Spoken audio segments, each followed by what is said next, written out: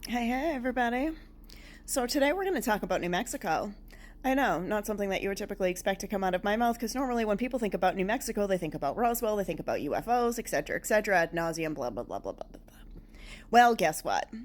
There's some other shit going on that's creepy as fuck out in New Mexico, and it might have something to do with extraterrestrials, but it definitely has something to do with that freaking orange piece of shit that's in the fucking trap house. Oh, for sure. Oh, for sure. So, let me introduce you to this lovely little town called Dulce. Dulce is basically the town is basically a ranch. It's owned by this dude. This dude. And what's interesting is that there's actually been books written about an alleged base that's in this area, right?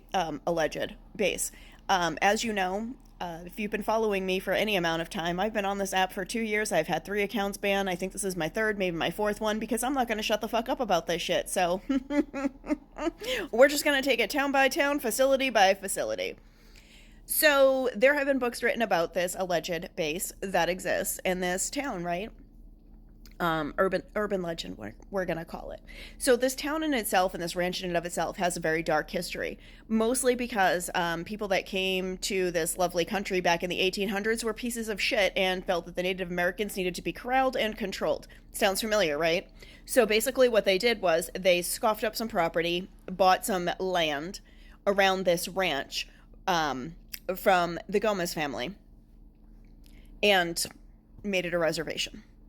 And so now Native Americans have been living in this territory, Apache Native Americans, since the late 1800s. I think it was 1877 was when the reservation was established.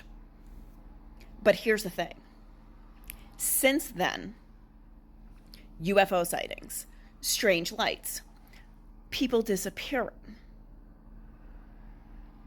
There seems to be an odd military presence. No buildings, no facilities, but watchtowers. Because it's underground. What's also interesting is that when you go onto Google and you try to find the Gomez Ranch, you get this. So you gotta dig. I had to VPN. And I found these coordinates. But here's the thing. If you get into this project and you learn more about Burowitz, you're going to come across an underground facility that is still actively being used, that is actively being guarded, that is currently doing human experimentation. Allegedly, for entertainment purposes only.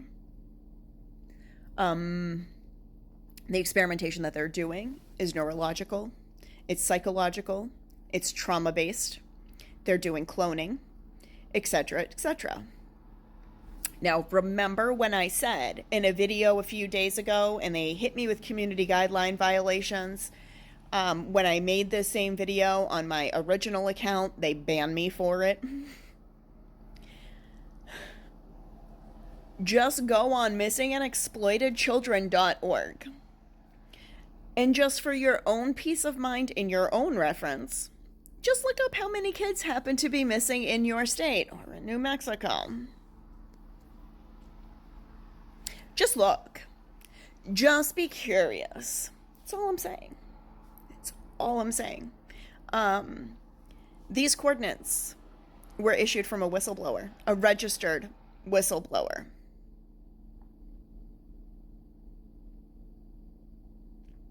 Let me give you a side-by-side comparison. I'm glad we're all on the same page. Thanks for being here with me today. Y'all enjoy your day.